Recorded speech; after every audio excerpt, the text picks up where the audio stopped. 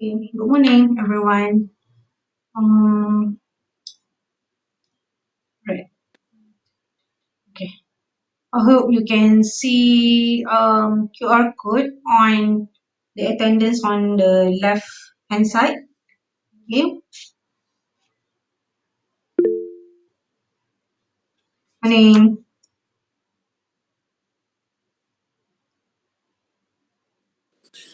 Morning, Miss. Morning.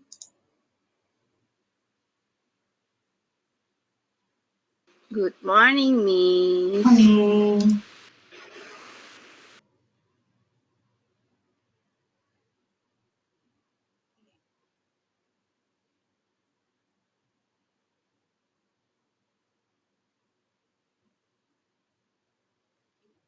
So everyone okay? Say hi.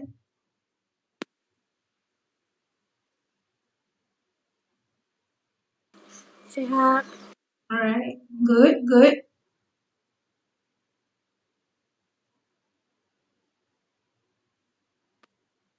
So so while waiting for the rest, okay, probably supposed to be 97 people online.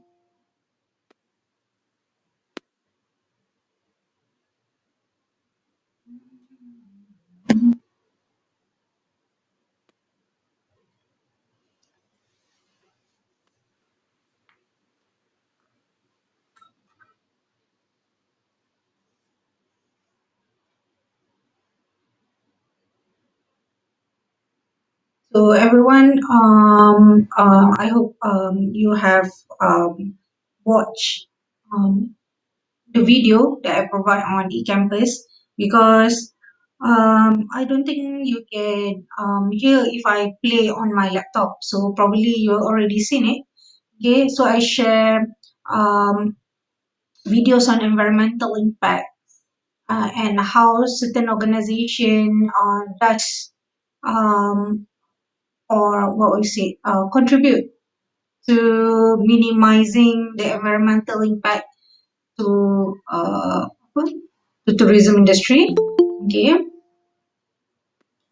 kita habis dah masuk eh? Alright. Okay. So I share a few. So what we'll do today, we will go through on environmental impact and also discuss some of the case study. Certain case study is within Malaysia context, so certain case study is within international context, but still in tourism, within tourism industry. Okay, so ada several, probably ada cases from, saya tak share slide because you will see why. And so tourism issue is more into updating your knowledge. Okay, so dia banyak gambar, lots of pictures, lots of visual rather than words macam class theory introduction to tourism. So I don't think it will be much useful for you. So if you interested to know more, probably you can replay the video after the class. Alright? So siapa yang belum scan, don't worry, I will open back. Okay. So if anybody has problem to scan, let me know after the class. Okay, after kuliah. Okay. Helen. Okay. Right. So yesterday I asked question on why Generation Z um have to know or have to be concerned about environmental issue. Um, Probably you have heard the person Greta Thunberg and anybody. It's okay kalau tak dapat masuk.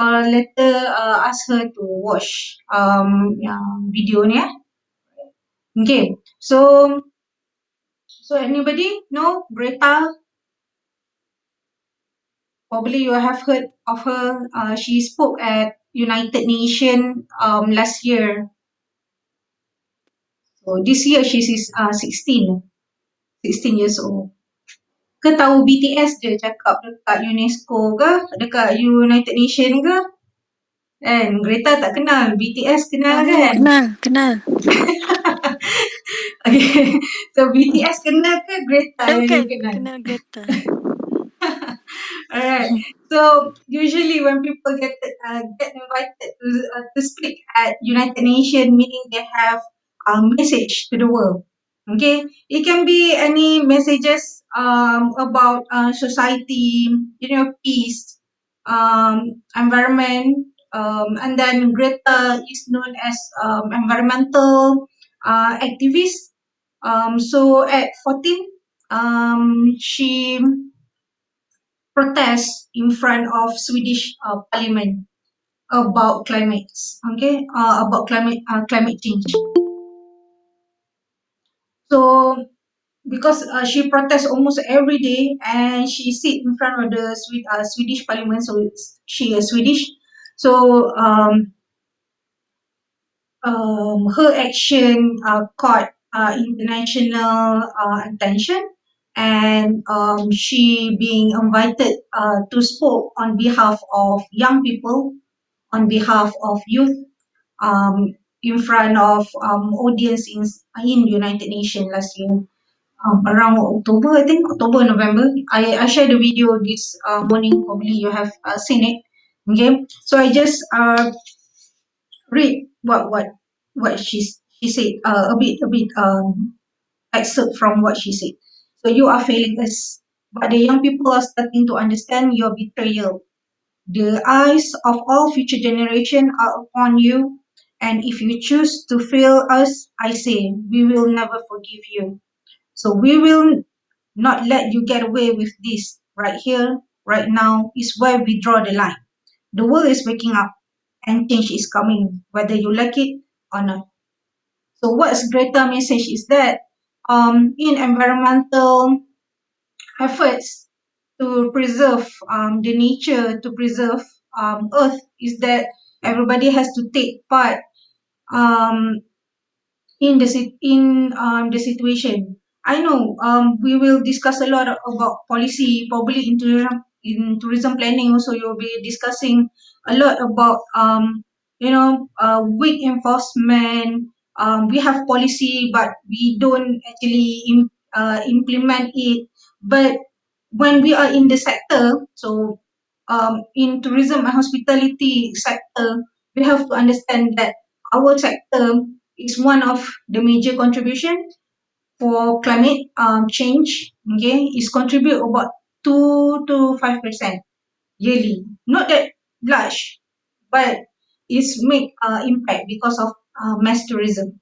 So we have to understand that our we as a tourism operators, tourism students, for me, tourism educators, we have to educate people how we can make the change.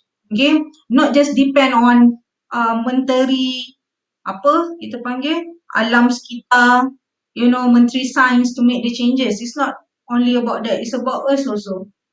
So I've seen that in Malaysia, we among Malaysian there's increasing in awareness, especially about environmental impact. So there's a lot of campaign now about saving water, a lot of campaign about um, conservation. Was it last year yang celebrity kena tangkap because she kept a sun bear in her condo? Was it last year? 2 years ago? And wildlife is part of tourism, not really tourism, but then part of environmental nature activities. Okay, so there's a more people concerned about environmental these days. Okay, so it has both impact.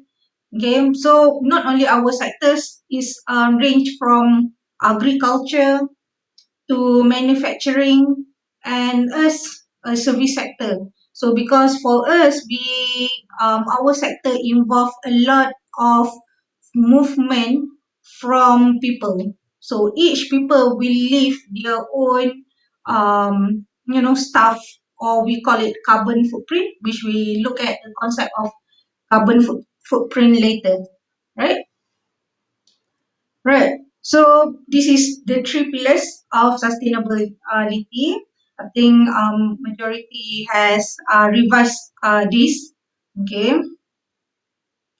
So so what we will do today is on environmental. Okay. So environmental covers what's inland. Okay. What's we say on the the sky and the nature itself, and what's in the water. Okay. And also the ecosystem. Ecosystem means the whole system of nature. Okay, so this is not really a typhoon, but probably you have seen when the rain fall from the sky. This is the phenomenon. So sometimes you can see when you are driving, you can see certain parts of the sky is darker than the other. It's actually how the rain falls. So in tourism, we use this as tourism products, which nature is used as a major attraction. Okay, so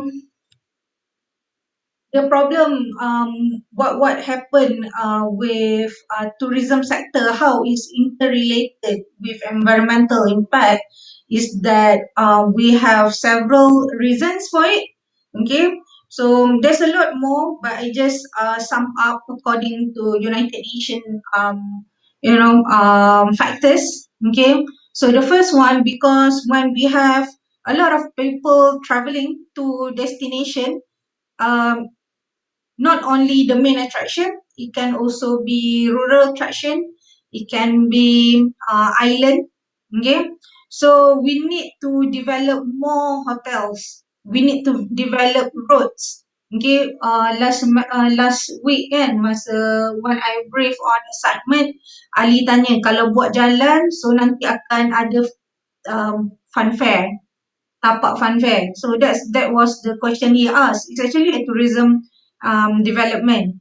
Okay, so bila when we want to develop tourist attraction, not only attraction, but when we want to start make a product including nature, we need to provide infrastructure, which is roads to the places, to the resorts.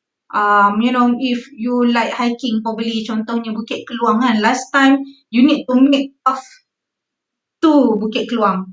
And you kena buka dulu meneroka, what we say. So we need to build infrastructure, then only we can build facilities. So facilities can range from tourist attraction, it can be hotels, it can be resorts, it can be shops. And so usually that's what tourism or tourist demand from a destination.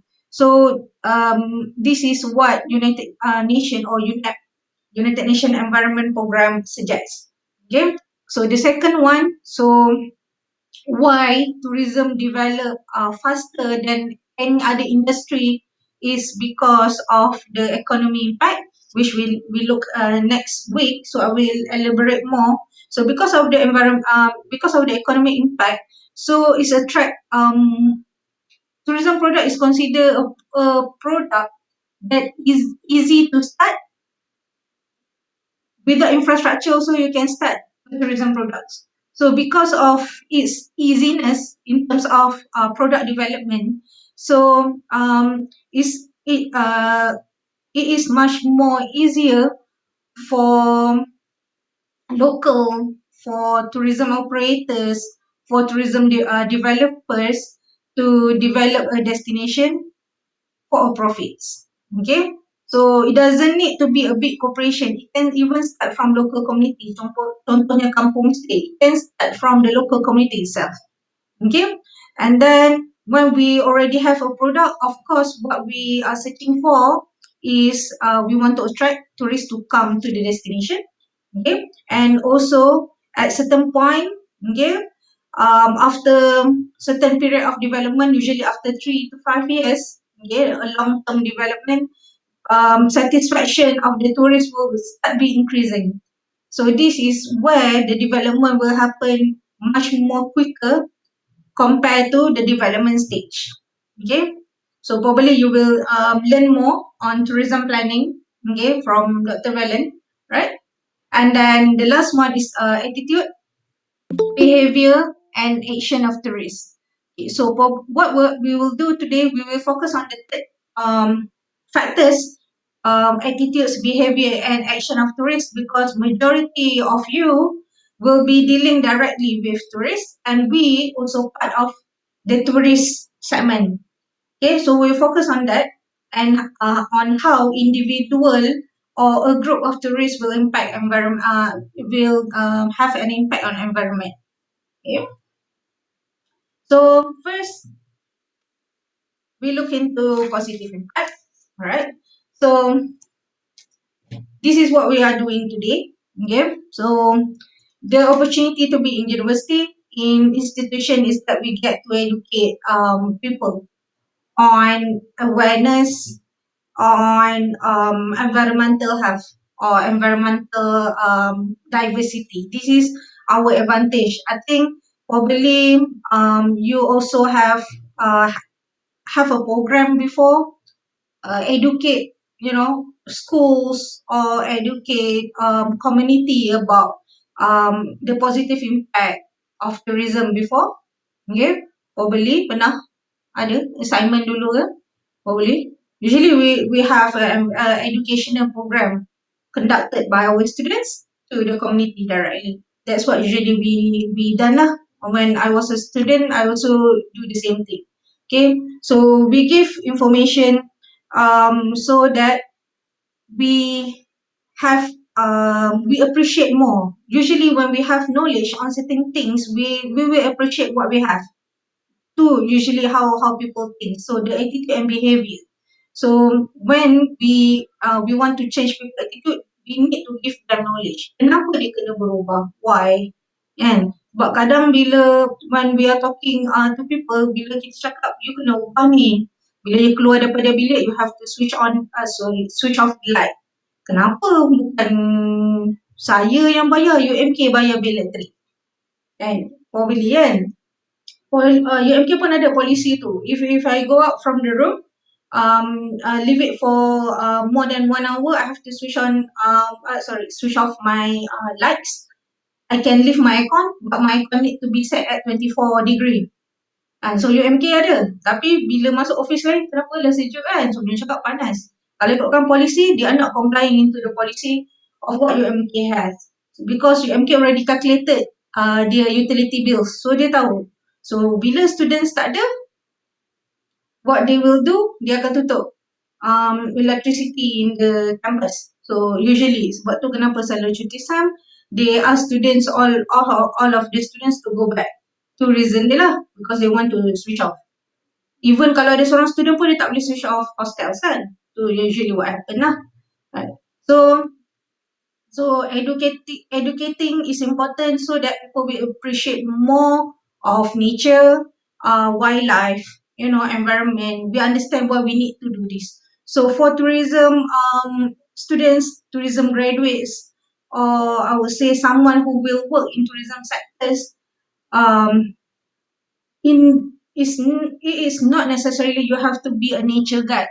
It's more like you have your own knowledge on what is the best way to create, for example, a tour package that targeted towards eco conscious tourists, because this is the emerging market that are coming up. Okay.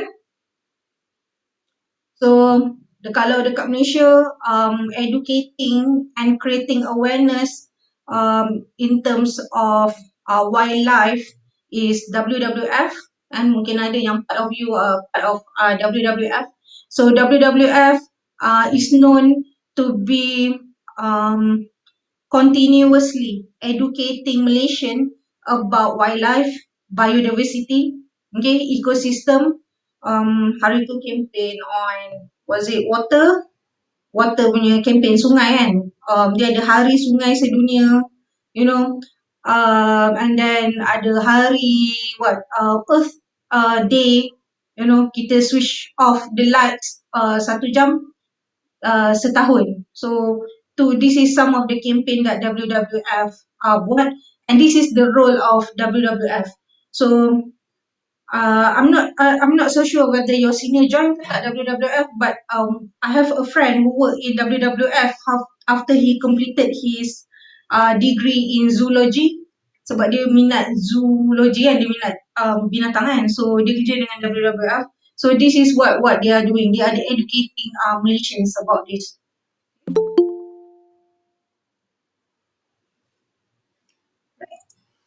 So saya share gambar saya lah kan. Tour guide as an interpretationist. So this is apa yang masalah dalam tourism industry. Ramai orang tak appreciate tourism products, especially nature and wildlife products, because we don't have knowledge about it in terms of history, in terms of the ecology. We don't have much about it. And then the only person who usually much more suitable to guide through nature, usually the local people. And so you need to have a lot of experience for this. So this is Aswad, which I met in Cameron Highland. So uh, I actually did a data collection, research on indigenous tourism. So he is a driver and also a tour, more like a tour guide, but not a licensed tour guide. He more like a driver, but because he's the orang asli community in Cameron Highlands, so he has a lot of knowledge about Brinchang, Gunung Brinchang. So he takes international tourists to Gunung Brinchang and walk them through moss, forest, okay. So and then dia bawa pergi mana lagi hari tu tapi you can go hiking. This is uh, not really a part of Brinchang, but behind Strawberry Park Resort. So he works with Strawberry Park Resort. Saya pergi interview dekat Strawberry Park Resort, dekat belakang tu jalan it's actually Strawberry Park Resort punya area, but they preserve the forest, and the trail will take you from the hotel to Gunung Brinchang. So this is one of the hotel in Malaysia that very focused on preserving environment. So they need someone like Aswad because he grew up around Brinchang kan. So orang asli in Cameron Highland is known to be tracker, sebab kebanyakannya orang asli dia terror tracker. This is what they do daily. Sama lah macam Gunung Kinabalu kan. So usually kalau search and rescue mission, usually they will ask people from orang, not really orang asli, over there they call it orang asal, okay, orang asal. So area Gunung Kinabalu to go for search and rescue, sebab ni orang yang boleh jalan pakai kasut selipar je kan. Kalau kita pakai kasut hiking ya je lah, beli kasut getah lah kan, beli kasut mahal kan, pergi hiking kan, tapi naik sekejap je, tu penat. Saya lah tu, kau saya. Right. So we need tour guide, a good tour guide as interpretationist. This is apa yang every time I met people from the industry, they said that our not only UMK but the current generation of tourism students lack of historical knowledge, architectural knowledge, okay, and also in general tourism product knowledge. Tu apa yang kurang. And so probably you want to go more into detail, not necessarily nature, it can be any tourism product that you're interested in, and I encourage you to go and explore your opportunity, right? So why this topic important? This is because the way of thinking people from normal product to tourism product is changing. Okay, so this is the response. So almost more than half of people are willing to pay more for ethical products. So this is what happening now. And I understand ethical product mahal, but ada demand in ethical products. Okay.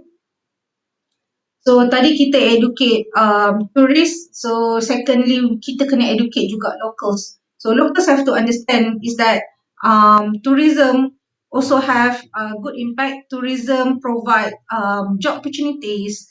Okay, tourism provide more better infrastructure. Katakan sekolah ada certain area because of tourism they have fund to build schools. Ada kawasan yang macam tu kan, dia akan ada volunteer tourism yang datang and give resources, teach student how to read. Dekat Vietnam ada banyak volunteer tourism activities which actually created from tourism activities. Okay. So, but a lot of tourism impact kita discuss from negative way, so that we will have awareness how to minimize this. This is the reason why kita discuss from both sides. Okay, so again, United Nations Environment Program listed three reasons why it happened. Okay, so the first one is transform of physical character of environment. Kan? So rupa dia dah lain. Mungkin dulu satu gunung, sekarang you dapat sebelah je gunung. Siapa orang Ipoh, I think probably you can see from highway, ataupun orang yang balik ke utara, you can see from highway dekat Ipoh. Awal gunung tu sebenarnya is actually bukit. Bukit tu actually for mining cement untuk tujuan development Malaysia. So half of it dah habis dah di mine, diambil. Okay, so half of it adalah part of protection area. So dia tak boleh guna. So sekarang kalau you daripada highway from selatan to north, south to north, you will see gunung dekat tepi highway Ipoh. Apa kawasan tu? Gua Tempurung, is it? Gua Tempurung. You akan nampak sebelah. Kan? Dulu penuh you nampak. Now you nampak sebelah. So kalau kata you belum rasa lagi road trip, nanti probably kan, you pergilah road trip kan. Saya tu one of my favourite benda yang saya buat lah bila cuti kan, road trip. So that you get to know more Malaysia. Okay. And then pollution. So dia ada banyak pollution, noise, air, solid waste pollution kan, chemical pollution. So pollution antara yang paling banyak lah sewage pollution. Okay. Water, so antara yang contribute kepada tourism activities. And ada juga on architectural pollution. Architectural pollution which means dulu cantik tapi because you build a building, environment sebenar ataupun kita panggil the original landscape, you dah tak boleh tengok. Sebab you nampak hotel je contohnya. Or you nampak tower, menara contohnya. So original landscape dah tak nampak because you nampak tower sekarang. And so this is kita panggil architectural pollution. So kalau dekat UK, dia ada banyak wind turbine untuk generate power angin. So dekat UK, kita pakai hydro power kan, Malaysia. TNB, TNB pakai hydro. Kan, Malaysia pakai hydro sebab kita punya hujan antara yang tertinggi. Kadar hujan tertinggi sebab tu kita pakai tenaga hydro. So dekat UK, dia tak ada kawasan tanah tinggi yang banyak macam kita untuk tadah air hujan. So dia perlu resources yang lain. So dia ada cakul, dia ada hydro, dia ada cuma tak banyak. Hydro ada, dia ada, of course dia ada solar. And sebab negara dia angin terlalu kuat, apa yang dia buat, dia boleh kumpulkan angin jadikan tenaga. So dia ada banyak wind turbine. Mungkin you pernah tengok wind turbine kan, selalu kan you tiup je kan, beli tu tiup kan, pusing sendiri lah. So wind turbine kan, tapi ni besar punya wind turbine. So wind turbine selalunya bila kita nak collect angin, dia kena tempat yang paling kuat angin. Tempat paling kuat angin kat mana?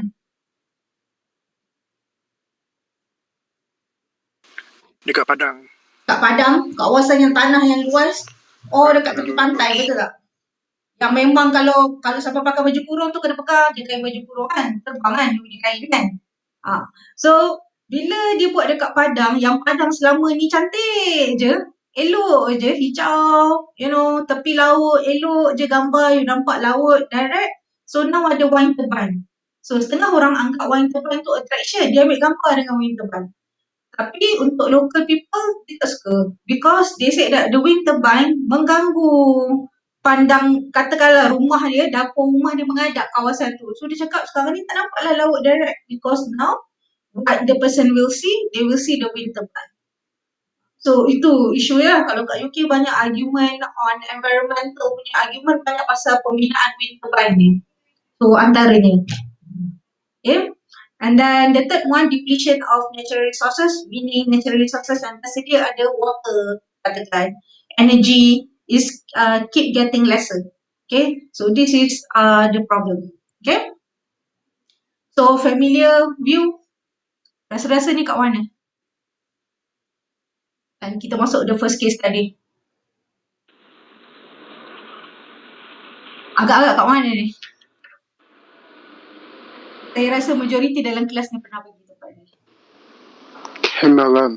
Cameron Highland kan? And thank you, Chin. Yep. This is Cameron Highland semasa peak season. Kan? Jalan kaki lagi cepat sampai daripada naik kereta Cameron Highland. Betul tak? Kan? So this is the problem dengan tourism development. Kenapa Cameron Highland adalah masalah yang susah nak diselesaikan? Ada orang Cameron Highland ke dalam ni? Ada ke? Kalau hospitality ada student daripada Cameron Highland?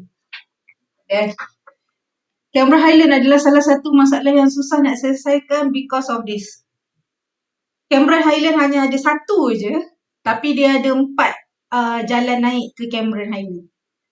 And tak silap saya, dia are developing another 2. So sepatutnya by bila next year ke akan ada 6 jalan naik ke Cameron Highland. Jalan naik ada 6. Tapi jalan dekat atas Cameron Highland hanya ada the same one je. Jalan berincang tu saja. Tu the problem dengan Cameron Highland. So this is the issue. So it's a very popular product. Even dengan international tourist tak ada pun, orang Malaysia tetap akan pergi Cameron Highland. Kan? This is the first destination yang saya pergi lepas MCO habis. This is the first yang saya pergi kan. Sebab katanya teringin nak makan scones. Biasalah kan. Orang Malaysia perasan kan. Dia nak makan scones. And kebanyakannya orang Malaysia suka pergi Cameron Highland because of petik strawberry, which is popular products because of the climate of Cameron Highland allows it to cultivate apa kita panggil colder fruits kan. So to consider nature tourism kalau ikutkan. Tapi because of development, so banyak problem dengan Cameron Highland. So sekarang pergi Cameron Highland boleh pakai t-shirt selai je, sejuk, panas pun. Compare to dulu, probably 10 years ago masa you pergi Cameron Highland. So this is problem I think until you pension. You pencen kan, lambat lagi you nak pencen pun 40 tahun lagi kan. You pencen, inilah problem yang you akan tengok dengan tourism product Cameron Highland. This is, manalah tahu ada yang kerja nanti directly dengan Cameron Highland punya selling Cameron Highland products kan.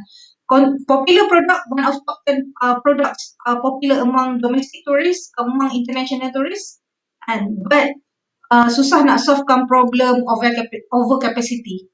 Tu problem dia. Because of ni lah development jalan raya dia, the way they develop. So now you boleh pergi Cameron daripada Perak, Pahang, Kelantan. And 3. And so saya tahu student tourism terror geography, tapi saya bagi kelas geography juga kan. So geography salah satu favourite subjek saya kat sekolah kan. So kenapa kenapa Cameron Highland yang dijadikan tempat untuk develop jalan raya or Cameron Highland bypass? Okay. So reason dia adalah kerana kedudukan banjaran tinggi wangsa, or kita panggil main range kan. So this is the reason why. So if kita buat bypass, across Cameron Highland kita boleh cut travelling time daripada um, pantai timur ke pantai barat. Tu reason dia. Tu shortcut. Kan? So kalau kata you tak nak balik Kelantan ikut apa tu? Karak. So salah satu jalan you boleh balik ni kan. Berincang waktu tak peak season pun memang macam. Memang. Kan? Tak pernah sampai lagi. Tak apa, nanti pergi. Bila bila dah habis MCO pergi. Kan? Saya tak belanja, saya belanjakan baju. Okay? Right. So this is the range. So because of this range, apa tu, kenapa development tu nampak diperlukan? Itu reason dia kenapa, because dia cut travelling time kan across dia cut across. Kalau tak you kena pusing turun KL and apa tu, pergi north. Kan? Tapi because of the cut travelling time dia tetap develop. Itu reason dia. Kan? Tapi dia akan jadi problem lah because what happen is that they don't manage properly on at the top of Cameron Highland itself, dalam bandar tu. Itu problem dia. Kan? Tu yang kalau saya pergi data collection 2 years ago pun itulah cerita dia. So kalau saya pergi data collection tahun 2020 cerita dia masih sama. And so not much has moved in terms of how tourism are being developed. So isu yang paling baru was it Fraser Hill. So saya tak masuk dalam ni because I want to for you to give you opportunity, probably some of you interested in to explore on Fraser Hill. So Fraser Hill dapat license untuk buat a big resort. Selama ni tak ada big resort dekat Fraser Hill. So sekarang ni Fraser Hill duduk bawah siapa Pahang. Was it Pahang ke? Pahang ke Perak ke? Pahang. Pahang kan, duduk bawah Pahang kan. So agaknya Cameron dah tak ada tempat nak buat baru. Jadi lulus lesen untuk buat resort besar more than 200 rooms dekat Fraser Hill. So itu yang isu yang this year lah. Tu isu tahun ni. Mengenai Pahang tourism. Pahang antara negeri yang kaya pasal tourism lah.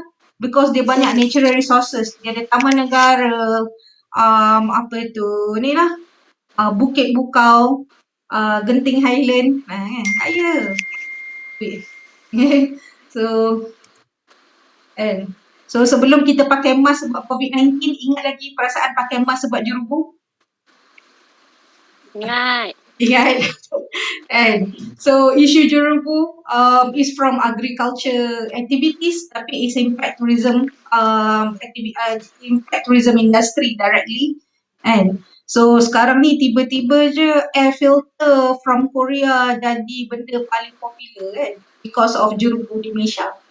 And yeah, so air pollution is a problem that a bit difficult for us to resolve because it's involved neighboring country. And so selagi Indonesia tak ubah tourism activities dia, agriculture process dia, meaning haze will keep appearing every year. So this year tak ada haze because MCO. So dia pun tak boleh keluar pergi bertani. Itu reason dia tak boleh pergi. Bukan kata haze tak ada. Memang haze selalunya ada. So kalau orang Kedah orang Kedah kan.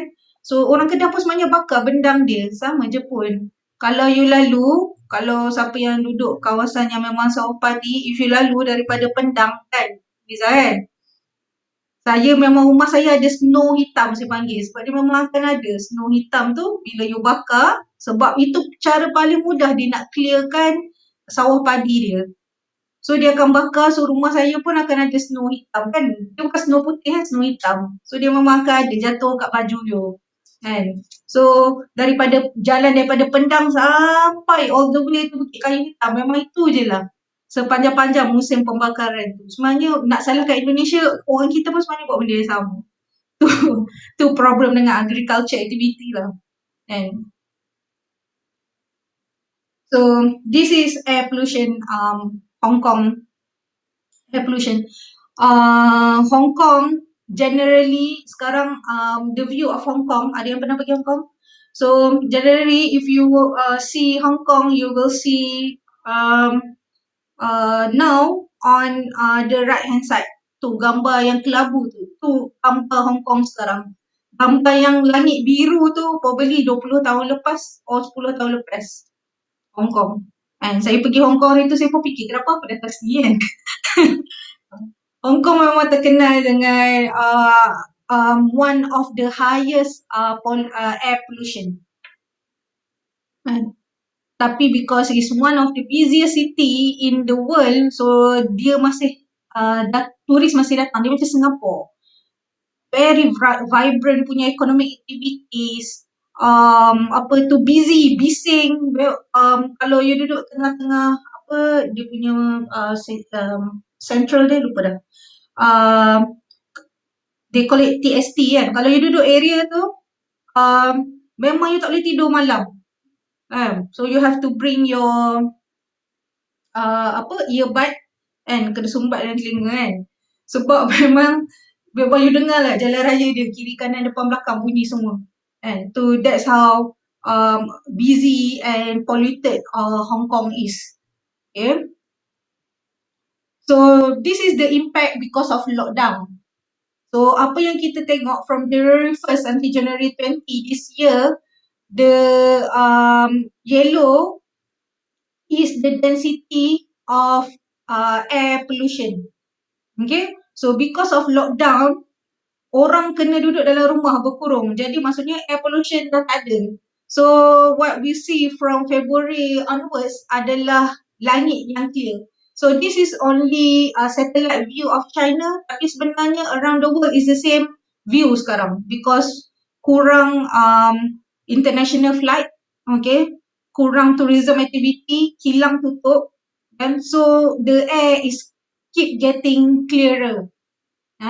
So sebenarnya ada benda yang positif lah. Ada setengah orang suka sebenarnya because now dia tak payah fikir rasa sesak nafas, asthma. Cuma still kena pakai mask because of the virus, not really because of the carbon dioxide index in the air. Okay. So this is how our sector or our industry actually contribute to air pollution. Okay, so every carbon monoxide yang keluar dia ada rate dia berapa banyak carbon dioxide emission. Okay, so because tourism industry also involve transportation, tu antara yang paling banyak lah. Okay, so domestic flight, you boleh tengok kat sini, domestic flight, long haul meaning international flight kan. Okay, so kenapa selalunya Malaysia galakkan orang share kereta kan, carpool, because kalau you naik kereta yang 4 orang, 3 orang lagi, tak payah keluarkan can save on the energy and also save in terms of polluting the air. Okay, so dalam industri tourism, kenapa kita galakkan you gunakan public transport instead of you gunakan your personal transport? Itu kebanyakannya lah yang kita galakkan. Contohnya Eurostar ni sebenarnya train high speed rail yang run across Europe and daripada Paris, Paris, German ke London. Okay, so they cut across. Okay, so dalam kenapa European punya awareness in terms of environmental issue is higher, contohnya Greta tadi kan. Kenapa higher is that because sebenarnya development dekat negara dia is fast, very fast. Sebenarnya dia dah tak ada pun natural resources. Sebab bila dia negara maju, meaning masa zaman dia perang dulu, dia dah gunakan the whole resources dia. Dia dah ambil semua biji timah dia, dia dah tebang semua pokok-pokok dia sebab masa tu zaman industrial kan. Jadi dia dah tebang untuk pembangunan negara dia. So bila dia dah tebang, sebab tu kenapa they move into Southeast Asia historically. Kenapa dia move? Because they want resources from our country to their country. Kan? Bila saya pergi tengok rumah orang kaya dekat UK, saya kata, itu emas daripada Malaysia lah tu kan. Apa kutuk je dalam Kan? Sebab memang emas kebanyakannya diambil daripada negara kita dan South America. Tu kebanyakan dia. Kan? So memang nasi kutuk kan, dia tak faham apa kutuk bahasa Melayu kan. Kutuk kat dalam tu kan.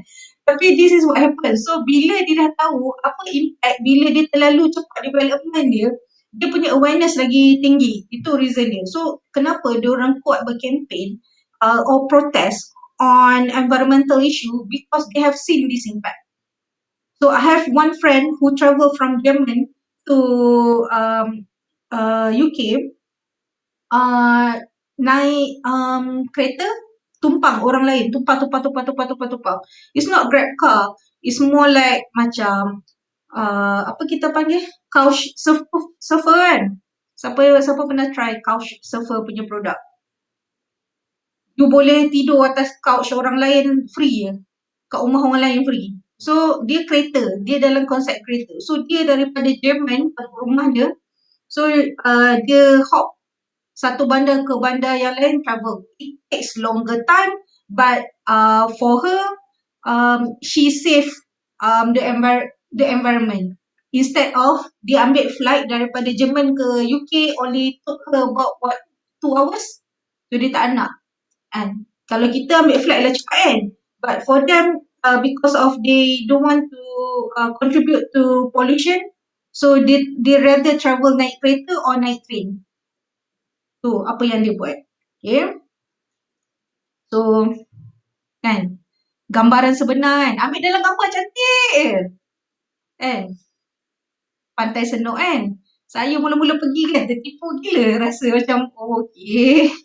Kan. Sebab macam bila tengok dalam gambar orang kata apa Nami Island apa tu of Malaysia. Okeylah, pergilah kan. Saya pun tengok kat mana diorang ambil gambar Nami Island. Kata diorang ambil daripada angle bawah ambil gambar So that you tak nampak sampah kat bawah tu kan.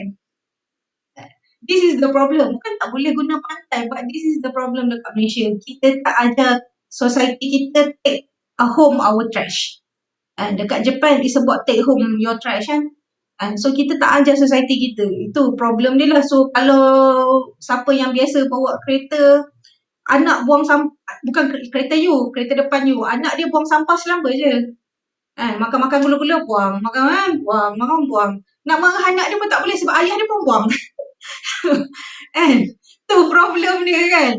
Selalu. So you dekat belakang kereta dia. So plastik sampah yang dia buang kan kena you punya windshield.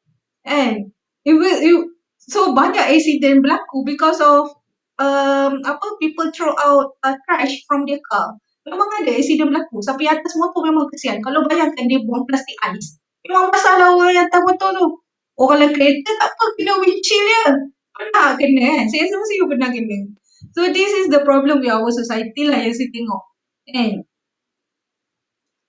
So another tourism products, siapa pernah pergi Boracay dekat Philippines kan?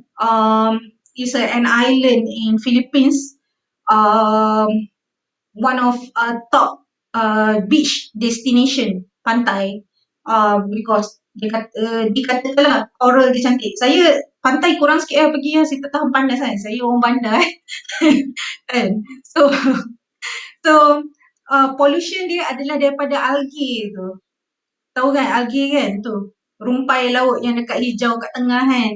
Algae kita panggil kan. So algae, bila pembiakan algae berlaku, itu sebenarnya adalah indikator pollution dalam laut berlaku. Ada orang tak tahu kan, siapa yang duduk dekat tepi pantai, budak saya tahu ramai student daripada Terengganu, daripada Sabah. So this is indicator pollution dari sewage pollution. Maksudnya sewage daripada rumah atau daripada hotel dilepaskan terus ke laut. Tak lalu penapisan. Kalau Selangor kita panggil apa tu? Lupa dah. Indah water. Tak lalu tu. Tapis tu.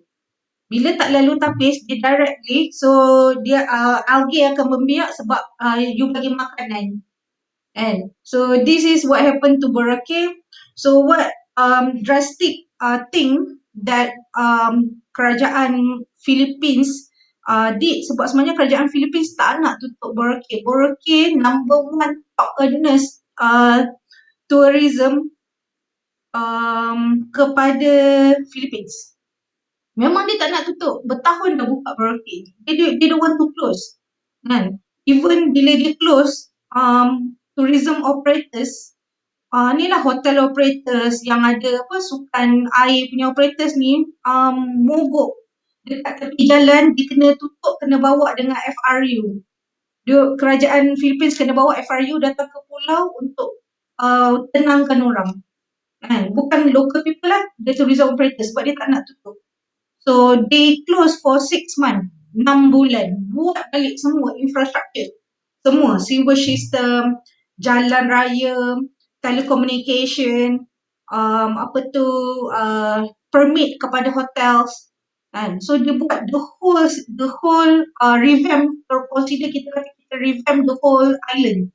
The whole island, dia revamp. So this is what Boracay did lah. Kan?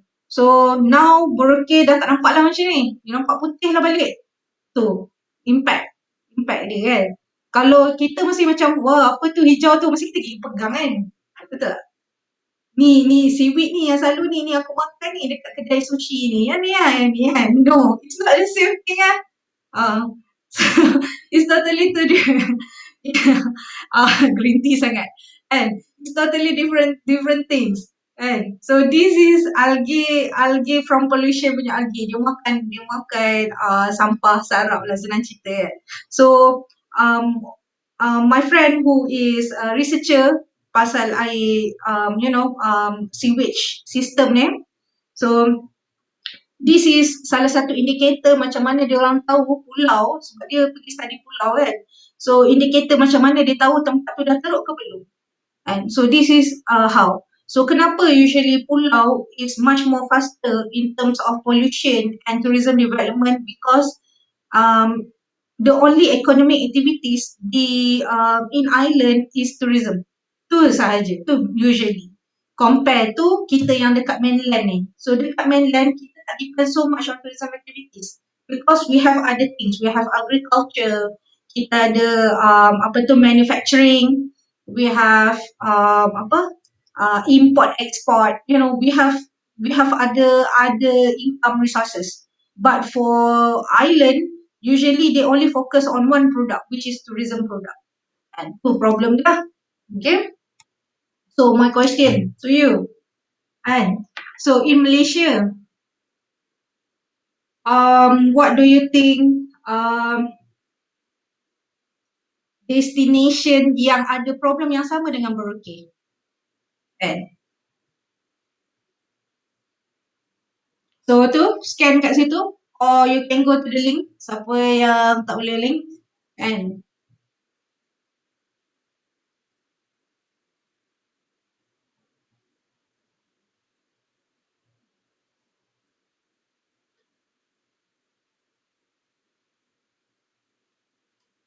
kalau tak boleh 3 pun tak apa, 1 kita tengok. And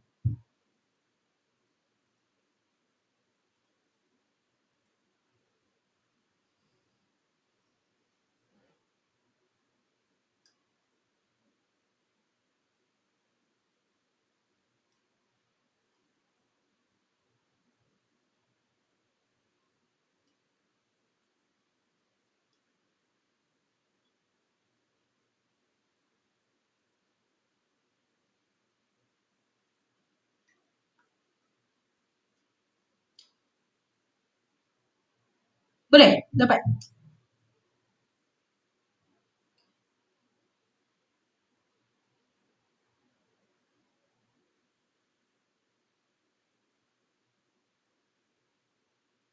So type your answer.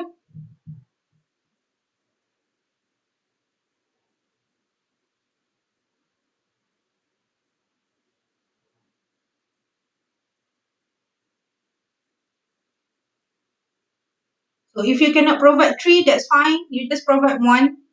Whatever destination that come up in, on your mind.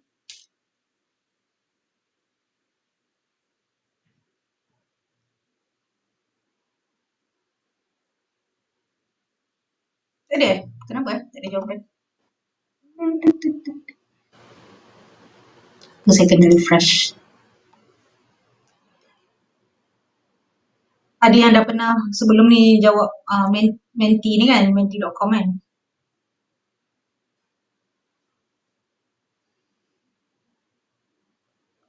So ada yang jawab Senok, Teluk Kemang, Port Dickson. Yang lain baru seorang je jawab. Ada lagi yang lain?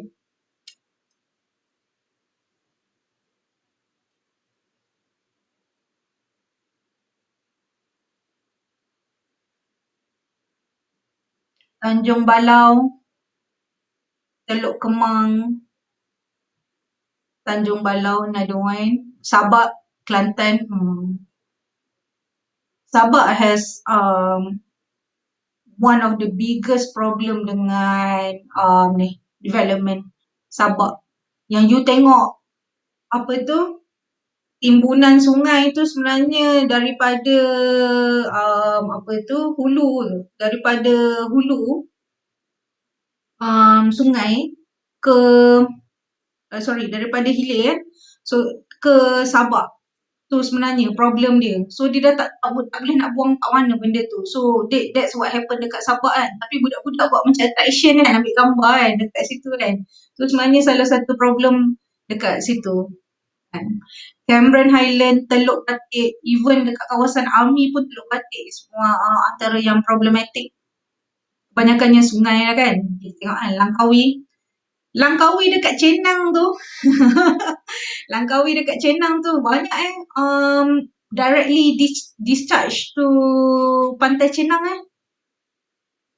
Kan banyak resort yang kat situ kan. Banyak, bukan resort apa kita panggil? Homestay. Apa resort yang kecil-kecil tu. Dia tak treat bila dia maksud dia bila tak treatment maksudnya dia tak lalu yang government punya treatment. So what they did, they discharge directly. So dekat Cenang memang salah satu problem, major problem dekat Pantai Cenang. Pangkor, yes, problem dengan coral. Dekat Pangkor, Nangga Bay, Pantai Keracut, Strating, Tioman, Teluk Batik, Pantai Mas, Senok, mana lagi ni? Cameron Highland, yes, Teluk Cepedak kan, Tanjung Ru. So, what we are worrying is that especially sebab kalau tengok banyak jawapan pantai kan. Kenapa saya bagi example pantai kan? Sebab pantai main economic activities dia adalah tourism. So if local people or tourism operators don't understand the importance of these environmental problems, coral reef akan start mati. So bila banyak algae, coral batu terumbu karang kan kita panggil tak boleh sebab tu bukan batu karang kan, terumbu karang lah kan. Terumbu karang tak boleh hidup. Tu problem dia. So once coral reef mati, diver dah takkan pergi tempat tu. So this is problem dekat semua island yang dekat Johor sampai apa kita panggil pesisiran pantai ni lah, pantai timur ni. Tioman, Perhentian, Tapas, Mersing, Tioman kan. Ni antara problem, major problem dia. Kan. So this is some of the problem. Kan. So apa yang diorang ada, kebanyakannya diorang ada tank diorang sendiri je. Tapi very small tank which the island did, but because of not enough funding, so they cannot make a bigger tank. So that's why they choose to discharge directly to the sea. And so dia akan jadi problem lah in long term. Kan. Alright, thank you for responding. And okay, so kita continue sikit. And that, sorry. Okay, so I think tourism students already know the concept of carrying capacity. And ni gambar yang paling senang lah. Saya tak bagi definasi tourism carrying capacity Saya memang agak student SEM 7 dah hafal banyak kali, dah tahu what is carrying capacity. Kalau student hospitality, saya explain pasal carrying capacity. And so carrying capacity kan, when the environment cannot contain the number of tourists or the development that happening around. So contoh paling senang saya bagi macam ni lah kan. So samalah UMK problem kita carrying capacity kan. UMK campus quarter. We are not talking about Jeli lah. Jeli tak ada problem carrying capacity. Yang ada problem carrying capacity kita di campus quarter kan. So supposedly campus yang boleh muat 1,000 or 2,000 students, now we have about almost 8,000 students. So tu the problem dengan carrying capacity. And contoh paling senang lah UMK kan. You boleh imagine kan. So this is problem in tourism, the major problem in tourism because of mass tourism. Okay, so this is mass tourism. This is before coronavirus. And ni dekat Barcelona. Kat Kuala Lumpur pun sama je. Barcelona, one of my favourite city. So masa saya pergi Barcelona belum popular sangat lah. At the time dia peak summer season. And so in Europe, because dia ada 4 musim, so orang kebanyakannya travel musim sejuk.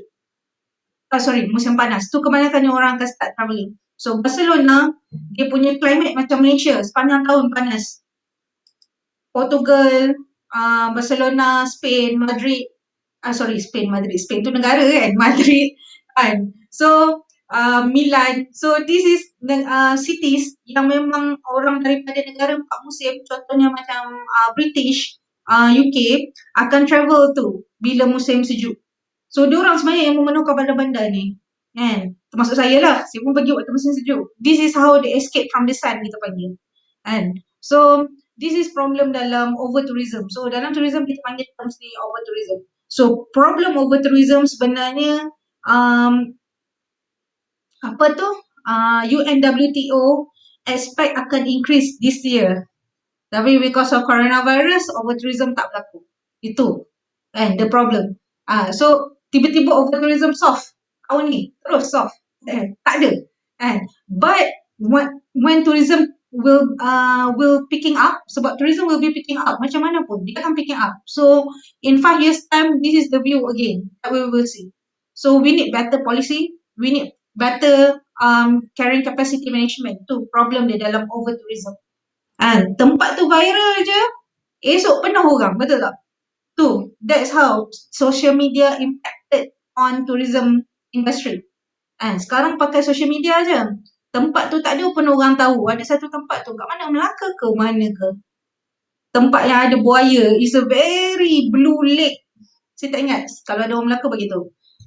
So because of viral dalam Instagram, ramai orang pergi tempat tu kan, ada Melaka, cuma saya tak ingat nama tempat tu exactly. Was it Tasik kan, mesti Tasik je sebab ada buaya. Buaya dia akan duduk tempat yang air tak mengalir kan. So because of viral of that photo, people start to flock into that area. Tu problem dengan social media lah sekarang. Ada satu benda bagus pasal social media, which means you get free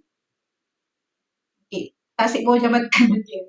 So you get free marketing. So sekarang you tak payah buat marketing. So tourists will do the marketing for the place. And so one good thing about that, sebab saya tahu this is banyak business strategy yang digunakan oleh not only tourism industry but also small businesses. Bila once the product viral, orang akan go for the products and go to the place, destination, island, mana yang kita akan pergi. Sama lah macam perhentian, sipadan kan. Bila cantik, orang pergi. Kan, tu reason lah. So, bila orang pergi terlalu ramai crowding, so tu yang jadi problem dalam tourism. So, bukan kata masalah negara kita je, a lot of country has problem in solving crowding. Sungai Rambai, alright. Thank you, Orang Melaka. Kan? So, tu problem dia. Okay? So, this is Maya Bay. Ada yang pernah pergi, saya rasa you all mesti pernah pergi Phuket kot. Phuket kan murah kan. So, Maya Bay popular sebab movie Leonardo DiCaprio. I know not your generation. Leonardo DiCaprio consider pakcik awak. Yeah, probably kan. Umur pakcik awak kan. But his movie is very popular. The Island, which film at PP Island, Maya Bay ni. So because of that movie, film industrialism lah kita panggil lah. So because of film industrialism, tourists start coming to Phuket and to PP Island. This particular bay, PP Island ada banyak kan. So this particular bay is the most popular one sebab kat sini kat mana dia filming. So Maya Bay. Okay. So apa yang kerajaan Thailand buat? Kerajaan Thailand tutup Maya Bay for about 10 months. 10 bulan untuk clearkan balik the island because orang start tinggalkan botol macam ni lah. Kalau ikutkan sebab dia tak ada regulation for PP Island, for Maya Bay. Dia tak ada regulation, dia control berapa banyak turis masuk ke PP Island per day. Tak ada. Tu yang jadi problem bila mana orang keep coming to Maya Bay continuously daripada pagi sampai petang. And tu problem dia. And so dia tutup for 10 months and itu yang saya share video semalam. Sorry, pagi tadi rasanya pagi tadi saya share video. So saya share. So this is not mungkin you tak dengar pun sound ni kan. Tapi PP Island Krabi. So geography wise, Krabi punya geological sebenarnya similar to Langkawi ya. You tahu kan? So this is archipelago yang sama, the same one. So dia punya lime, batu lime dia geological dia sebenarnya similar. Okay?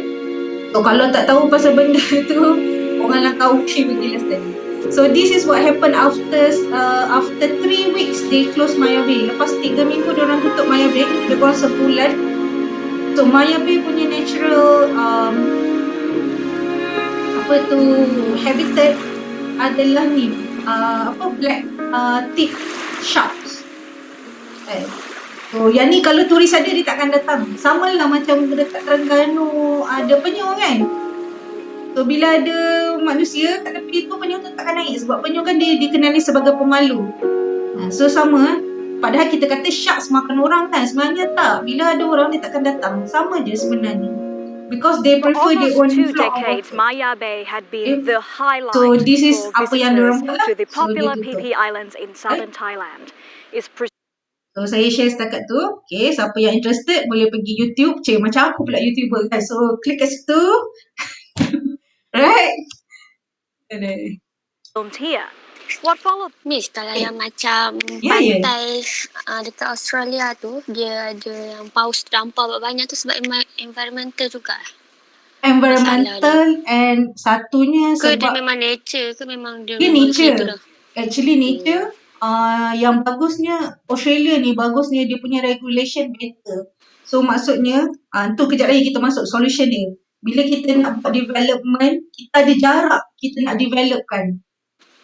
Daripada pesisir pantai sampai berapa jarak pantai kan only baru you boleh buat development. You tak boleh ada water activities.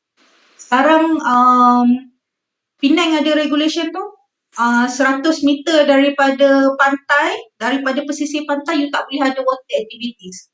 Contohnya, itu untuk kurangkan pollution lah tu sebenarnya.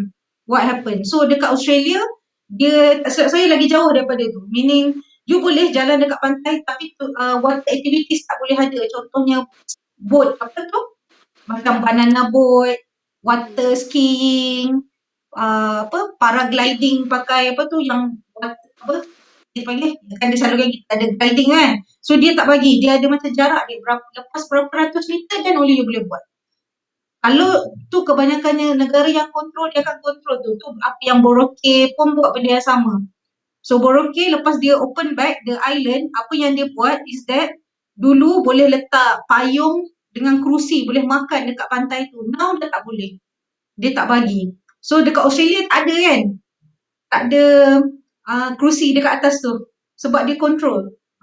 Itu yang a good regulators. Memang Australia antara negara yang bagus lah in terms of regulating environment. Lepas tu Europe, lepas tu Jerman, lepas tu Netherlands, Holland. Tu antara negara yang kalau you nak study pasal environment, itu antara negara dia. Sebab kalau macam agriculture selalunya orang study dekat Holland lah kan, pasal dia punya ni lah, the way dia pump air daripada, dia kan bawah paras laut kan, so dia pump air daripada daripada laut ke ke land, mainland untuk tujuan agriculture kan. So itu apa yang berlaku. Okay. So okay ya, saya jawab kan soalan tu kan. So bila kita ada jarak aktiviti, wildlife akan tak ada lah. Wildlife tu kita tak kacau sebab kita tak masuk zone dia. So dia control zoning. Ni dalam tourism planning ada zoning. Kan? Tourism planning mesti kena ajar zoning kan. Kalau dia tak ajar zoning memang tak mesti kan. Dia mesti kena ajar zoning. Sebab zoning tu yang penting sebenarnya dalam tourism. Bukan kata tourism je, any development kita penting zoning. Kejap lagi kita masuk on zoning, okay? Right. So, this is kenapa kita study pasal environmental impact. This is the reason why. Okay. So, kenapa saya tanya semalam soalan why Generation Z need to know about this, because of, I know millennial generation before you, but you are we have almost similar character. Kita lebih influential, meaning the way kita spend money, and also we are more travel prone. Generation yang memang dikenali takkan ada rumah, takkan ada kereta, takkan ada harta, tapi akan pergi travel. This is the generation. So because of Generation Z and millennials, and after that, the generation after that will keep traveling. So it is important for us to educate our own generation. Kita sendiri kena ada ethical consumption. Okay? So apa yang kita cover hari ni on SDG, tadi 3 sustainability kan. So this is apa goals yang United Nations letak kan. So at least kita cover hari ni on affordable clean energy. Okay. So kita cover on 11 sustainable cities. Kita cover on 12 responsible consumption and production. Kita cover 13 climate action. 14 life below water. 15 life on land. Tu at least apa yang kita cover dengan topik environmental impact. Okay. So sebenarnya tourism nampak environmental impact tourism ada 17 SDG goal. Environmental impact ada 6. Banyak tu maksudnya banyak core issue yang perlu disolvekan within the industry itself. Okay. So this is how we can educate. Okay, so kita guna nama lain. Last week I introduced to you. Probably you have you have known also before this responsible tourism. So this is how kita encourage a newer generation of travelers and graduates and also entrepreneurs on why is it important to learn about environmental impact of tourism. Okay, responsible tourism, ecotourism, sustainable adalah nama lain tapi it's the same thing. We are talking about responsibility towards the planet. Okay. So nama lain bagi sustainable responsible tourism, produk-produk baru or emerging products or existing products yang probably tourism entrepreneurs interested. Adventure tourism, generation yang suka adventure tourism, millennial, generation Y and younger. Tu orang yang suka. Kalau you perasan sekarang banyak products adventure tourism. You perasan tak? ATV punya products. You pergi sungai apa tu? Haling, was it? Apa? Saya pun tak ingat. So you pergi, this is salah satu rainforest punya zip lining kan. Negara kita pun ada benda ni kan. So adventure product sebenarnya appeal kepada my generation and your generation. Appeal ke kepada kita and younger generation. Appeal. Satu, kita suka adrenaline. Second, because of eco-conscious consumption. Tu reason dia. Okay. And then siapa tahu UMK ada produk Rafflesia kan. Bukanlah UMK punya pun. Tapi research on Rafflesia. So this is produk apa yang Kelantan tengah commercial kan. ecotourism untuk tengok Rafflesia dekat lodging. Okay. So this is apa yang ada. So hari tu dekan pun pergi, dia pergi hiking kan. For this faculty, was it FIAT? Tak silap saya. FSB, Fakulti Sains Bumi. Pensyarah Fakulti Sains Bumi punya research and student-student diorang memang study. So kalau kat Jeli, siapa yang suka pergi Jeli kan, memang dekat Jeli this is one of product. You boleh hiking kan dekat belakang tu kan. Dekat dalam campus kan. Okay. So another line for responsible tourism, another name for it, indigenous tourism. And this is Jahai daripada Royal Belum. Royal Belum antara kita panggil taman negara yang dilindungi lah di antaranya. So not only ecosystem and also the community. So dia ada community orang asli Jahai dekat situ. So kalau you nak pergi Royal Belum tak boleh walk in, kena minta permit. So macam tu. Okay, so taman negara control all these permits.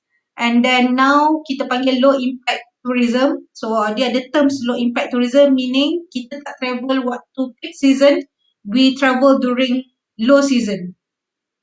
Okay, so orang yang ada banyak masa lah yang boleh travel ni. So memang ada low impact tourism ni. Still ada impact kepada tourism but lower daripada mass tourism. Masih ada tourism activities kecil-kecil, tourism activity walaupun berjalan kaki pun kita ada impact. So orang kadang tak faham, orang ingat jalan kaki better kan, tapi tak semestinya, semua ada. But then how we are going to reduce this? Okay? So this is how kita minimize. So apa yang kita buat hari ni dalam kelas is education lah, educating. Okay? And then policy and enforcement, not only policy, enforcement. Negara dekat Europe ada tax. Dia panggil carbon footprint tax kan. You faham kan carbon footprint? Berapa carbon dioxide emission yang kita release per person. So kilang selalunya ada carbon footprint tax. So dekat Europe memang ada tax ni. Dia memang kenakan kepada setiap sektor. Bukan sahaja industrial, sektor tourism pun ada. Kena bayar. So tax ni yang akan gunakan untuk fundingkan balik all the conservation efforts. Semua. Okay. And then kita ada preservation programs. Contohnya macam Save the Turtle punya program. Macam tadilah Rafflesia program tu consider preservation program. Saya tahu Taman Negara Mulu pun ada. Taman Negara. Kenapa pentingnya kena ada Taman Negara ni? You faham kan as tourism student kan? Kenapa selalunya Malaysia fight untuk dapatkan UNESCO tu? Marking UNESCO tu. Bila kita dapat nama UNESCO World Heritage Site, meaning kita akan dapat funding daripada United Nations untuk jaga attraction tersebut. Itu reason dia kenapa kebanyakan negara fight untuk, bukanlah fight, kita file kan, nominate kan bandar-bandar, cultural attraction, natural attraction, intangible attraction, kita nature kan. Sebab once United Nation bagi duit, you ada larger funding untuk manage. So kat Malaysia ada berapa? 3 Penang dengan Melaka 1, betul tak?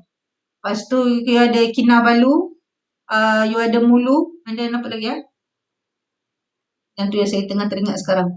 Kan? So itu reason dia kenapa kita selalu nak mohon. So ada lagi yang sebenarnya yang Malaysia nak mohon, Batu Cave antaranya, tak silap saya.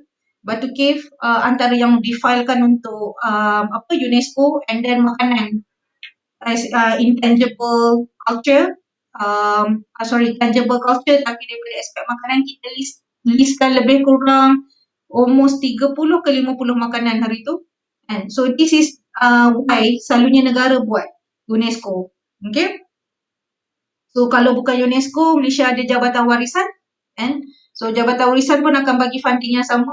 Sebab kalau harap funding daripada kerajaan memang takkan cukup. Itu problem dia lah. So kebanyakannya attraction ni diharap orang donate.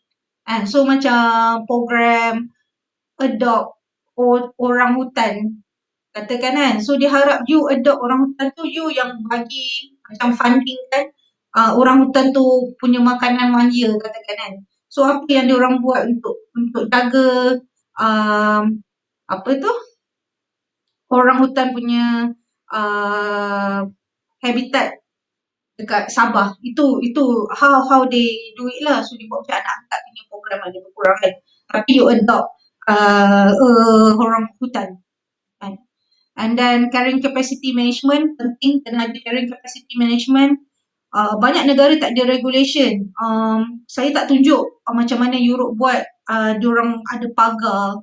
You nak masuk main city dia, contohlah macam you nak pergi Kuala Lumpur, you ada pagar. You nak masuk KL tu, nak pergi tengok KLCC tu, dia ada pagar dia masuk. Sebab dia kira, pagar tu kira berapa orang dah masuk, berapa orang keluar. Kan? Tapi dengan COVID-19, we expected that kebanyakannya bandar will adopt faster in terms of carrying capacity. Sebab kan kena ada penjarakan fizikal. So banyak bandar akan start adopt. The first tourism sector yang adopt adalah airport. So dia akan count. Bila you masuk je gate, dia akan count. Ada number dekat situ, digital punya number. Dia bagi tahu dah berapa orang dekat dalam departure. Contohnya dekat departure hall dah ada berapa orang. So dia akan start buat. So airport, banyak international airport dah start buat. So I think tourism attraction pun akan follow. Hopefully lah they will follow. Because this is a good way how to manage carrying capacity. Okay. And then solid and waste management. Okay. Finance and zoning lah. So saya cerita sikit zoning kan. So zoning, bila kita nak buat zoning ada banyak. Nanti Dr. Valen pun akan cerita juga pasal zoning. So zoning, dia ada zoning untuk tourism punya zoning. Meaning bila kita nak buat tempat, kita kena minta kebenaran tempat tu untuk develop jadikan tempat tourism. Sama macam bila nak buat UMK. So dia kena minta kebenaran tempat tu nak jadi education. Dia nak mohon dekat mana? Majlis Perbandaran Tempatan. So zoning banyak dekat Majlis Perbandaran Tempatan lah. So sebab tu macam Padang Tembak, tempat tu je yang boleh buka kilang. Sebab zoning dia itu industrial park. Saya bagi gambaran macam tu. So dia tak boleh buka kilang dekat Sabah. Tak boleh, salah. Sebab itu bukan zone industrial. So industrial zone akan duduk kawasan dia, tourism akan duduk kawasan dia. Lepas tu macam kita, rumah, taman, apa semua ni akan duduk kawasan kita, residential zoning. Dia akan ada zone tu yang that's how kita createkan zone. So every places has their own purpose. Tu maksudnya zoning. Okay. So contoh ni recycling program. Kat UK kalau you masuk botol, dapat duit tau. Dapat duit. Boleh lagi beli Coca-Cola, minum balik tu masuk balik RM1. Contoh. And this is some the recycling program yang dia buat. Kita kat sini tak separate pun kan trash kita kan. Saya separate penat-penat pula sekali dia masuk dalam lori dia angkat sama Saya dulu kena buat sebab dekat UK, if you don't separate your trash, dia tak akan angkat langsung sampah you. So saya kena buat ikut hari apa. Hari ni dia angkat plastik, esok dia angkat kertas, lusa dia angkat sampah basah, sampah rumah dapur. So, kena follow, dia ada jadual dia. Kan? So masa saya sekali tu masa memula dulu tak pandai kan. So tak separate, saya letak satu tong je, tong biru untuk recycle. Saya tanya dia kenapa tak angkat. Dia kata sebab you tak separate kan. Kena separate kan metal, plastik, kertas masa tu kan. Tak pandai kan. Kat Malaysia kan mana ada recycling punya benda ni. And then dia tak bagi instruction. Dia anggap kita tahu kan. Padahal international student ramai tak tahu. So macam Japan, dia educate. Bila you nak masuk sewa rumah, dia akan educate orang yang nak menyewa tu macam mana nak recycle. Okay. So tadi kan kita bincang pasal carbon dioxide emission kan. So this is what happen dekat Europe sekarang. So bila banyak orang tak boleh travel, orang tak berani nak naik public transport, orang start bawa basikal. Kalau kat Malaysia memang berpeluh lah ketiak kan kalau bawa basikal kan. Sebab Malaysia panas kan. Tapi this is apa yang dipanggil lah trend yang berlaku di Europe dan negara-negara yang berbasikal dipanggil Corona Cycle Waste. Kenapa dipanggil Corona Cycle Waste? Sebab dia besarkan jalan dan dia tutup jalan yang selama ni jalan untuk kereta dia tutup untuk allowkan people to cycle. Dulu you kena cycle dekat kaki jalan tu je yang paling kiri kanan tu kan, paling hujung. Dulu you boleh cycle kat situ je, sekarang dah tak boleh. So sekarang you boleh cycle on the main road which used to be for cars and buses. Trend cycle. Kat Kuala Lumpur pun ada, tak silap saya, hari Ahad ke, hari berbasikal, dia tutup jalan dekat KL, you can cycle on roads kan, on the main roads kan, tak silap kan. So trend berbasikal memang antara trend yang naik lah. So siapa yang minat basikal, so this is maybe how you can attract tourists or tourism product. You can create tourism product around cycling. Okay, around cycling. Mesti ada punya sebab sekarang orang banyak cycle untuk sukan. But tourism dengan cycling kurang kan. So you can do that, tapi jangan langgar PKPD ya. Hari tu siapa yang kena saman tu yang pergi cycle sampai Genting Sempah kan. Saya tak kenal, artis-artis baru ni memang tak kenal. Saya baca sebab dia langgar PKPD. Tu je kenapa saya baca kan. So cycle is okay. So this is what happened. Dia panggil susah. Trend dekat Malaysia memang lain lah. Banyak safety issues, panas, safety issues, jalan raya, kita punya pathway untuk cycle tak ada. Memang tu problem. Basikal atas highway tak dibenarkan kan? Memang basikal atas highway tak boleh. Betul. Sebab tu apa yang sebenarnya dekat Europe pun tak boleh basikal atas jalan main. Itu yang apa yang dia buat, dia tutup jalan main, dia bagi orang berbasikal. So kereta tak boleh bawa masuk bandar dah. Ada hari je yang dia boleh bawa masuk contohnya. Tu yang apa yang dia buat lah, kenapa dia panggil Corona Cycleways ni. Kan? So tak tahulah kita nak move bila tu, tak sure lah kan. Tapi this is what happening in the world lah. This is what happening in the world. Saya share what's happening in the world lah with you kan. Okay. So this is carrying capacity management. Dekat Sipadan sekarang ada 120 permit je sehari. 149 ke baru ni saya baca. So dia ada lebih kurang dan about less than 200 lah. Dia ada permit. You nak pergi diving dekat Pulau Sipadan, you kena mohon permit. Sama, Royal Belum pun kena ada, Gunung Kinabalu nak naik pun kena ada permit. This is carrying capacity management. Dia control berapa orang yang boleh masuk sesuatu attraction. Okay. So this is how kita buat lah. Okay. So this is Green Index. Building yang Malaysia dah bagi kepada hotels, rumah, kebanyakannya hotels lah ataupun kita panggil commercial building. Okay. So this is rating apa yang kita bagi. Ada 6 kriteria kat situ. Okay. So saya share case study Malaysia. Mr. Anthony Wong. Kita ada UMK ada MOU dengan Asian Overland Services Travel and Tours. Okay, kita ada MOU sign. So saya share dengan you bukan pasal Asian Overland, tapi salah satu syarikat bawah Anthony Wong, Frangipani Hotels and Resort dekat Langkawi. So this is the first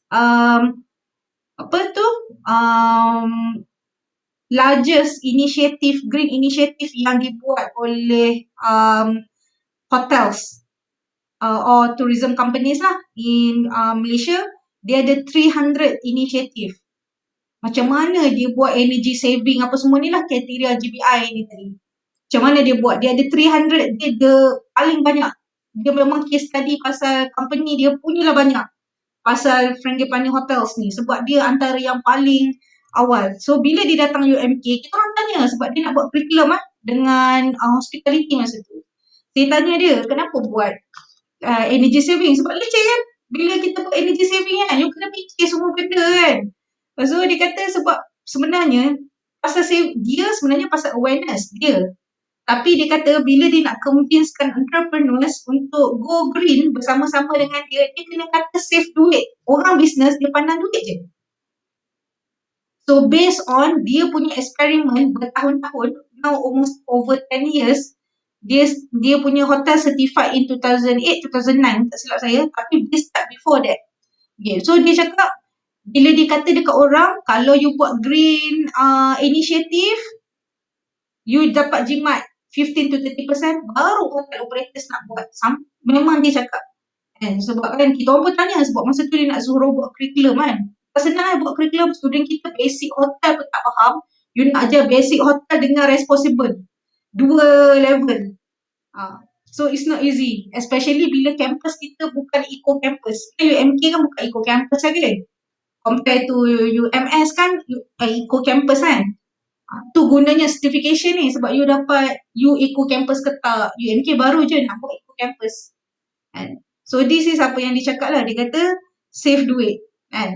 So itu that's how dia motivate entrepreneurs lain untuk buat green initiative. Okay? So ni dia punya, dia boleh download je daripada website dia. If you want to know more, dia ada 300 green practices yang dia buat dekat Frangipani, Langkawi Resort and Spa. Okay. Salah satu dia harvest rain water. Kan? Kita tadah air hujan kat rumah kita pun kita buat, betul tak? Kita tadah air hujan buat siram pokok. Ada tak orang buat macam tu? Kan? Ayah saya dia buat siram pokok. Saya rasa probably parents saya pun buat benda yang sama kot. Kan? So, apa yang dia buat, kenapa kita panggil rainwater harvesting ni? So, dia filterkan air tu, dia gunakan air tu run through hotels. Kan, kita kalau kat rumah kita buat cuci kaki, kan, macam tu je kan. Tapi kita tak guna untuk fully, masak ke apa ke tak. So, macam kebanyakannya hotel yang buat rainwater harvesting ni memang dia gunakan dekat main operation. Cuci laundry contohnya. So daripada air tu dia ambil, dia filter, masuk dalam main tank, gunakan untuk operation main. Itu, that's how dia buat. Dan kenapa dia boleh buat green initiative dan dia terpaksa buat kan, sebab dia dekat dalam pulau. Dia kan Langkawi kan. Dia dalam pulau. So dia tahu air fresh water, air mentah dekat Langkawi susah nak dapat. Sebab you kena tunggu, samalah macam Singapura, dia kena tunggu air daripada luar masuk, macam tu. Sebab air keliling dia kan semua air masin. So memang pulau dia berharap dengan air daripada laut difilter kepada fresh water. So apa yang dia buat, dia harvest rain water. So tu apa yang dia buat lah. So yang lain-lain tu macam contohnya dia buat recycling program, dia buat package, ecotourism punya package contohnya. Tu antara yang dia buat. So dia antara company, dia bukan antara lah, dia memang top company dekat Malaysia yang ada green initiative. So saya share dengan you dia punya case tadi. Right? So ni yang produk dia yang dibuka hari tu masa dia datang UMK, dia antara yang dia tengah buat. Masa tu dia buat dekat belakang rumah dia lagi. So ni yang dia buat lah, dia baru je buka tahun lepas. Dia buka farm dia sendiri dekat Gombak. So siapa yang interested bolehlah pergi. Dia memang jual as produk, tourism product, you boleh pergi duduk dekat farm, organic farm dia. Dia buat as eco-tourism stay. Pergilah. So, buat persediaan air pipe mati kan. So, this is apa yang dia buat lah. So, daripada dulu, dia buat untuk kegunaan hotel dia sendiri. Dekat Frangipani pun dia buat. Dia tanam sayur, dia ambil harvest, itulah food yang diorang hitam dekat guest, dekat tetamu hotels. So, that's what he did. So, dia buka farming dekat, yelah sebab dia duduk KL kan. So, dia buka farming dia dekat Gombak. So, now dia bagi school. Dia buat farm school. So, ni benda yang dia baru start last year. Memang very good punya ni lah, brain lah Anthony Wong kan, in terms of awareness ni. Right? So to conclude, so are we doing our part? Not only you, are we doing our part kan? So this is some of the ways kan. So probably kita takkan buat semua benda, but you know we need to start somewhere. So I encourage you to start kan, because carbon footprint adalah benda yang kita boleh control. Benda lain probably susah nak control, policy, katakan enforcement. But carbon footprint kita boleh control because kita sendiri yang produce benda tu. So that's all for today. That's everything. Thank you very much for listening.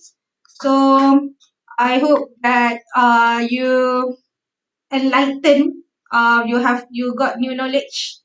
I share and probably refresh a few previous knowledge for you, right? So thank you very much. So next week we will do on economic impact of tourism. All right, class. Thank you. Thank you, Miss. Brandon start apa?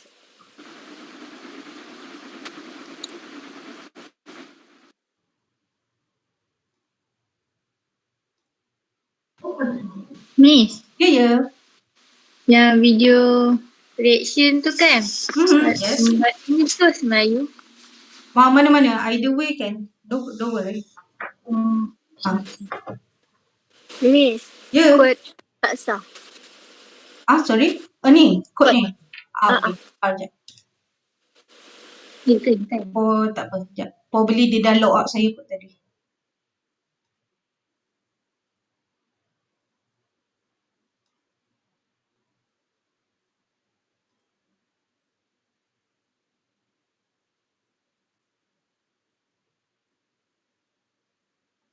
Sekejap lah. Internet slow sikit.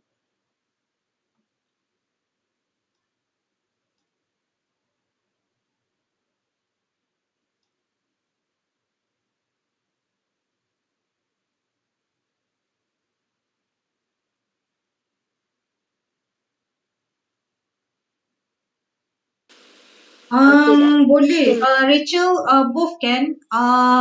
Global issue or Malaysia is okay. Both okay.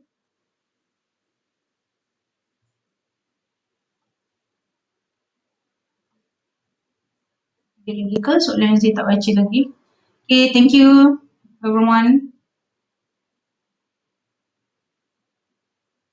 Yes. Ada record.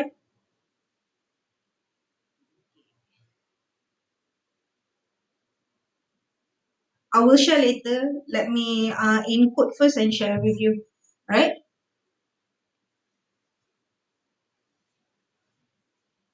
Alright, welcome. Introduction, conclusion, up to you. In the tutorial I already given you some points, so you can use that or you can add your own intro to the case and also add your opinion to that. What I want to know is that your opinion towards the issue. Okay? Alright.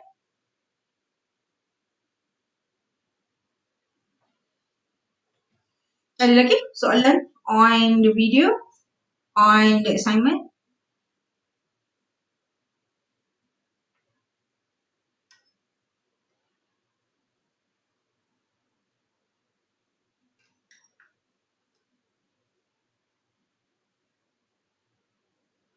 Yup, you too. Have a nice day. Thank you, Miss. Okay, welcome. Miss, Yes. nak sambung terus ke? Ataupun tunggu pukul break. 10? Break sekejap lah. Break dalam 15 minit boleh? Okay. 9.45, okay? Okay. Alright.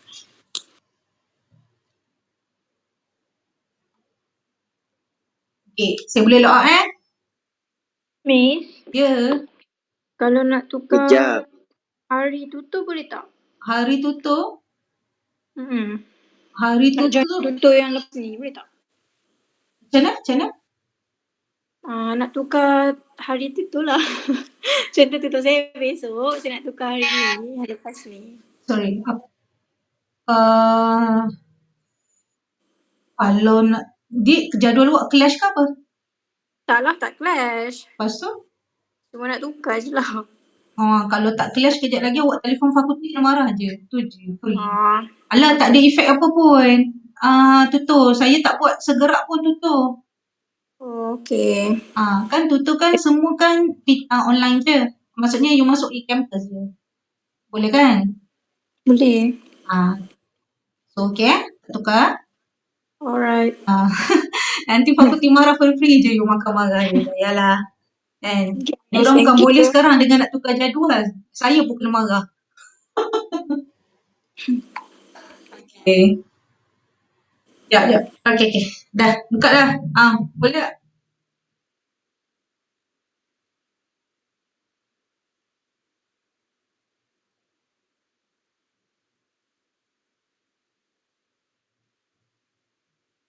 Ada lagi yang tak scan? Scan ni. Hari ni tutup online kan? Hari ni kira maksudnya 4 minggu ni tutup online. Terus daripada minggu ni. Okay, Miss. Okay. Apa ni? Tak masuk lagi. Tak scan ke? Boleh tak?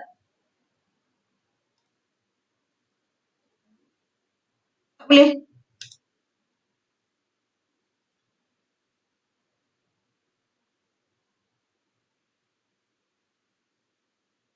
Tak boleh scan ke apa ke? Awak punya telefon ke apa ke? Ini Aziza tak boleh masuk tadi kan hujan. Azwani tak ada minggu lepas pun tak ada ke dia punya line problem. Apa tu handphone dia? Mana tak? Dia dah keluar? Ni.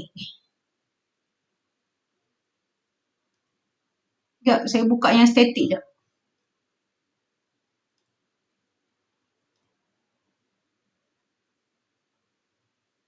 Boleh tak?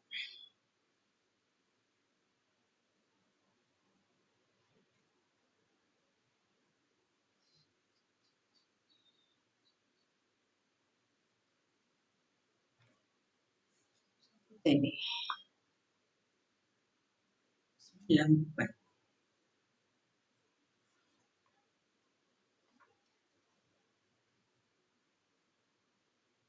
Ah, 163.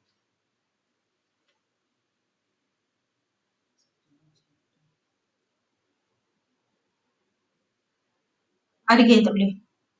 Boleh tak? Atikah okey tak?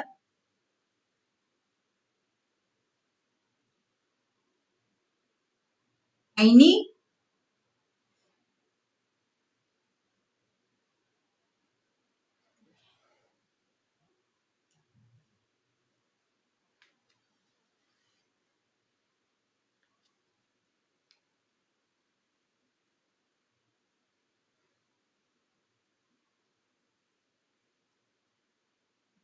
Keluar dah.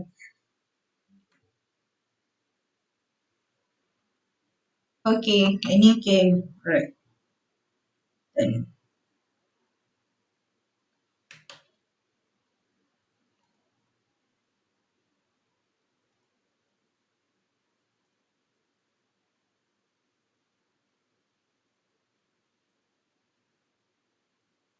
Kau tak boleh. Tak apalah, nanti saya key in. Dia dah keluar kan? Azwani ni. Azwani ada ke tak ada hari ni? Hari tu nampak. Tu je yang tak boleh. Alright. Ada. Okey dah. Awak punya okey. Apa tadi? 94 kan? Allah, dalam ni tak ikut turutan pula. Ni 94. Okay.